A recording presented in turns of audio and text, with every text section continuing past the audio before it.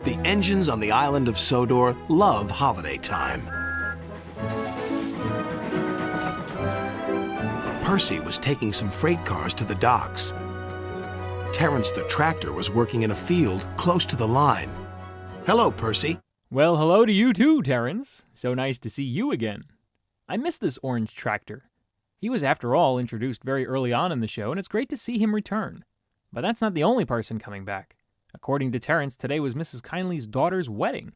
It also seems like Bulgy's Bridge has returned, although the surrounding landscape looks nothing like it from Season 3. Anyway, when Percy met Mrs. Kindley, she had a request. What's the matter? Asked the driver. I've forgotten about the good luck package for the bride. Percy was puzzled. What's a good luck package? It must contain something old, something new, something borrowed, and something blue. Can you help, please? Percy didn't know how, but his driver was determined. Okay, I'm stumped. I have no idea what this lady is asking for. And what's with Mrs. Kindley? Has she been hitting the gym? Or has she been going under the knife? She looks nothing like herself back from Season 1. Either way, though, this good luck package is quite vague if you ask me. Yet Edward knew exactly what Percy was talking about. We've got to find a good luck package. Do you know what that is?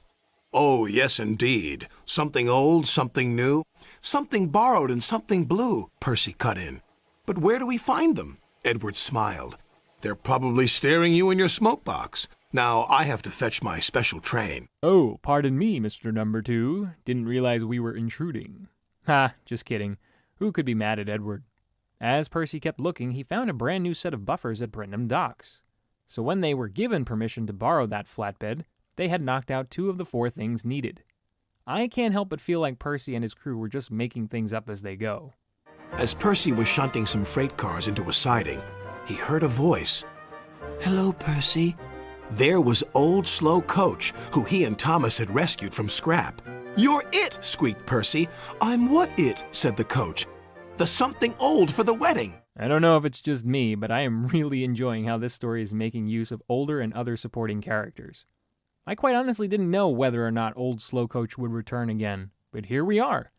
And of course now, if the last thing needed was something blue, and this show is about Thomas and his friends, I can't see why he wouldn't be here.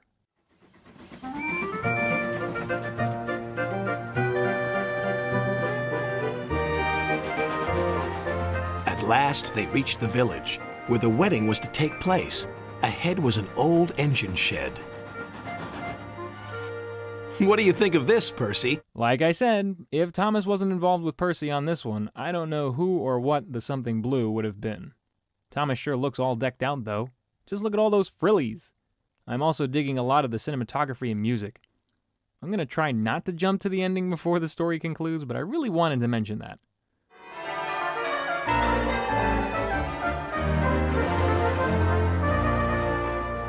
When the bride and groom left the church for the party, Sir Topham Hatt addressed everybody.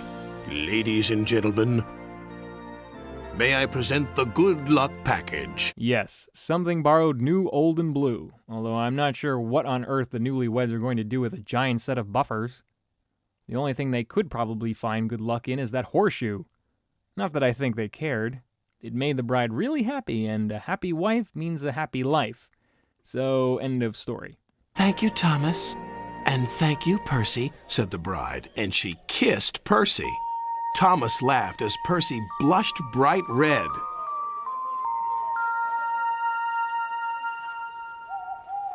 I love weddings, sighed Percy that night. Did you enjoy your kiss? But Percy was embarrassed and pretended to be asleep. Ha! Okay, so I know I sort of spoiled it ahead of time, but this episode is really sweet and just overall very wholesome. In general, this story had lots of feel-goods going on here. Everything from the usage of minor characters like Terence, Old Slow Coach, and Mrs. Kindley, to that of how the layouts were filmed and the music played were just really good. Although she looks nothing like her original figurine, Mrs. Kindley returning for a small time was an eyebrow raiser. Did anyone even know she had a daughter? How many Christmases have passed since Season 1's Party Bash? It just feels so distant now. However, seeing Percy and Thomas help her out one more time for another special occasion was really heartwarming. And driving that feeling home was the use of Percy's theme. It's not a new tune, but for this event it had the right amount of energy to make the story feel that much more fitting. When it came to set pieces, all of them were pretty much great. We see Percy go through Tidmouth Halt, Wellsworth, and the Norramby Church Station. He also visits the fishing village, Brendam Docks, and especially Mrs. Kindley's cottage, which has been absent for a long time. It was a great story because it wasn't so typical. Next episode is Sir Topham Hatt's Holiday. Thanks for watching.